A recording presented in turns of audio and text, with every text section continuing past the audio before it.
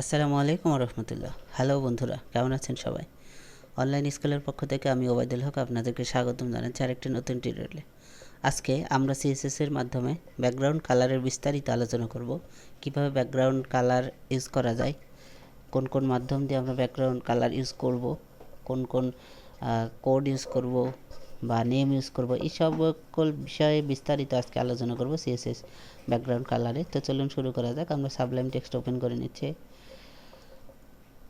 তো আমরা এগুলোকে রিমুভ করেই দিচ্ছি, এগুলো আমাদের দরকার নেই যেহেতু ব্যাকগ্রাউন্ড ইউজ করব, বা এটা থাকলেও কোনো সমস্যা নেই। আমরা এই ডিপটা এখান থেকে ইউজ করছি, তো আমরা এখানে একটা ক্লাস ইউজ করব।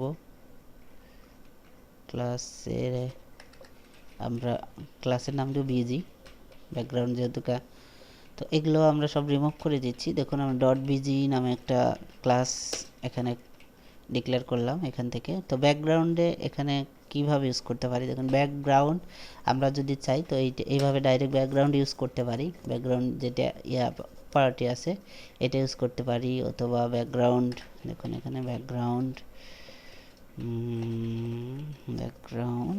এখানে দেখুন কালার, এই যে ব্যাকগ্রাউন্ড কালার, এটা ইউজ করতে পারি।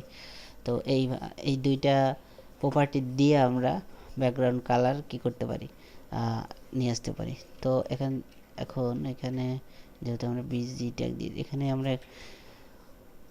ভ্যালুগুলো আমরা কিভাবে নিতে পারি এই বিষয়টা নিয়ে আলোচনা করছি। দেখুন এখানে ভ্যালু, প্রথমেই যে বিষয়টা আমরা কালারের নেম বলে দিতে পারি। এখান থেকে আমরা এখানে গ্রিন নেম, তো এইটা একটা সিস্টেম যে কালারের ডাইরেক্ট নেম লিখে দিলে সেটা আমরা অ্যাপ্লাই করতে পারি। দেখুন এখান থেকে এটা আমরা ওপেন করছি ব্রাউজার দিয়ে, দেখুন এখানে গ্রিন, ঠিক আছে, ওকে। তো এইটা একটা সিস্টেম। আরেকটা সিস্টেম হলো এখান থেকে আমরা হেক্সা কোড যেটা আছে সেটা আমরা এখান থেকে ইউজ করতে পারি। আমাদের 6 সংখ্যার যে কোড, আপনি 3 সংখ্যা ইউজ করতে পারেন, তবে আপনাকে অবশ্যই এক্স্যাক্ট যে কালার কোড সেটার নাম জানতে হবে, হেক্সা ভ্যালু আপনাকে জানতে হবে কোনটার কী ভ্যালু। তো এটাকে ব্যবহার করার জন্য প্রথম যেটা করতে হবে, হ্যাশ ইউজ করতে হবে। হ্যাশ ইউজ করার পরে আপনাকে 3টা সংখ্যা ইউজ করতে হবে বা 6টা সংখ্যা ইউজ করতে হবে। তো আমি এক্সাম্পল হিসাবে দেখুন এখান থেকে 0099 00 এটা একটা কোড ইউজ করলাম, ঠিক আছে। তো এটাকে একটু দেখি, দেখুন এই যে গ্রিন কালার, এটাকে এটা একটু লাইট গ্রিন, ঠিক আছে। আচ্ছা, এরপরে এখান থেকে আপনি যদি 3 সংখ্যা ইউজ করেন সেটাও কিন্তু হবে 090, এইভাবে ইউজ করতে হবে তখন। তো এটাও কিন্তু সেম কালার আসবে দেখুন। বা অন্য কোনো কোড যদি আপনি ইউজ করেন 009, সেক্ষেত্রেও কিন্তু অন্য আরেকটা কালার আসবে, দেখুন এখানে ব্লু কালার। এরপরে 900 এইরকম করতে নিতে পারেন, দেখুন এখান থেকে। তো এই হলো বিষয়। এখানে আপনি 8 ইউজ করতে পারেন। 8 ইউজ করলে সম্ভবত ডাইরেক্ট যেটা অরিজিনাল রেড কালার সেটা আসার কথা, যাই হোক। তো এই কালার কোডগুলো আপনাকে এক্স্যাক্ট জানতে হবে, ঠিক আছে, হেক্সা কালার কোড, ওকে। তো এরপরে আমরা এখান থেকে আরজিবি সিস্টেমে নিয়ে আসতে পারি। আরজিবি, দেখুন এখানে দুইটা আছে, আরজিবি একটা, আরজিবি এ। তো আমরা আরজিবি কালার কোড ইউজ করতে পারি, দেখুন এখান থেকে আরজিবি কালার কোড, যেহেতু আরজিবি রেড গ্রিন ব্লু 3টা ভ্যালু থাকবে। 3টা ভ্যালু আপনাকে 0 থেকে 255 পর্যন্ত ম্যাক্সিমাম ইউজ করতে পারবেন। তো আমি এখানে যদি 0 দেই, এরপরে কমা ইউজ করতে হবে। কমা ইউজ করার পরে যদি এটাকে আমি 50-40 দেই, এটাকে যদি আমি আবার 200 দিয়ে দেই, ব্যাস কোনো সমস্যা নেই। এটা এখন দেখি এটা একটা ব্লু কালার আসছে, ঠিক আছে। তো এটা আপনাকে জানতে হবে, এটাকেও জানতে হবে যে কোন কালার কোড। তো এটাকে যদি আমরা কমায় দেই, 30 করে দেই, তাহলে কি কালার আসবে, সবগুলোরই কিন্তু কালার আছে, ঠিক আছে।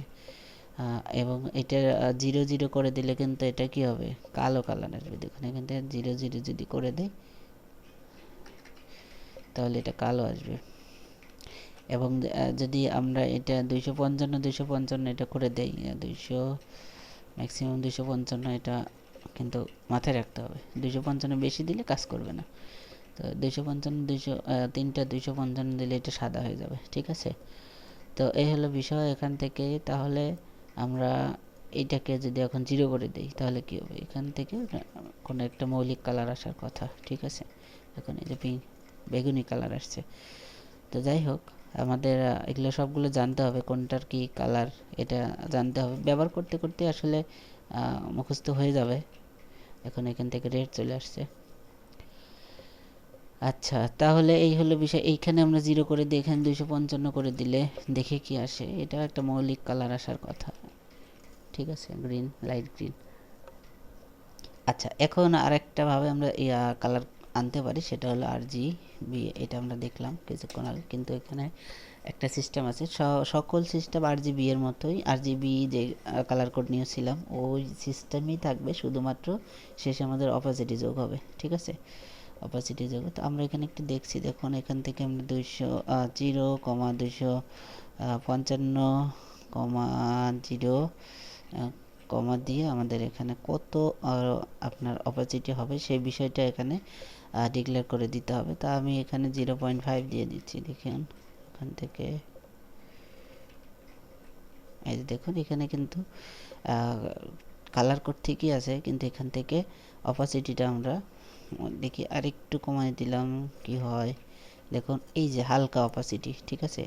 তাহলে এটা RGB কালার কোড ঠিক আছে, সাথে সাথে এই এখানে যে ভ্যালুটা থাকবে শেষের ভ্যালুটা, এটা কিন্তু অপাসিটি হিসেবে কাজ করবে। আপনি অপাসিটি কম বেশি করতে পারবেন। অপাসিটি দিয়ে আমরা ক্লাস করব, এটা খুব মজার এবং ইম্পর্টেন্ট বিষয়।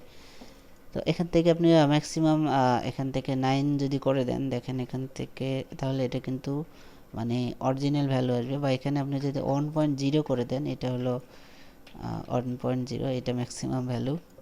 ঠিক আছে, এরপরে আর কোনো ভ্যালু নেই, আপনি যত দেন কোনো কাজ হবে না আর কি। এরপরে এখান থেকে 0.3 দিতে পারি। এখান থেকে দেওয়ার পরে আস্তে আস্তে কিন্তু কমে যাবে। ঠিক আছে, কমে যাবে। যদি বেশি দেন তাহলে বেড়ে যাবে। এই হলো বিষয় CSS ব্যাকগ্রাউন্ড। তো আমরা মোটামুটি শিখলাম CSS ব্যাকগ্রাউন্ডের বিষয়গুলো, ব্যাকগ্রাউন্ডে যে কালারগুলো দেয় সেই বিষয়টা আমরা জানলাম। আগামী ক্লাসে আমরা অবশ্য CSS দিয়ে ব্যাকগ্রাউন্ডে কীভাবে ইমেজ অ্যাপ্লাই করা যায় বা ইমেজ দেওয়া যায় সেই বিষয়টি নিয়ে আলোচনা করব। তো আজকে এই পর্যন্তই। যারা আমাদের চ্যানেলে নতুন তারা অবশ্যই সাবস্ক্রাইব করবেন। সাবস্ক্রাইব করলে যে বিষয়টা হবে সেটা হলো আমরা কখনো যদি নতুন যে টিউটোরিয়ালগুলো আপলোড করব সেই টিউটোরিয়ালের নোটিফিকেশন আপনারা পেয়ে যাবেন। তো ধন্যবাদ সবাইকে। আল্লাহ হাফিজ।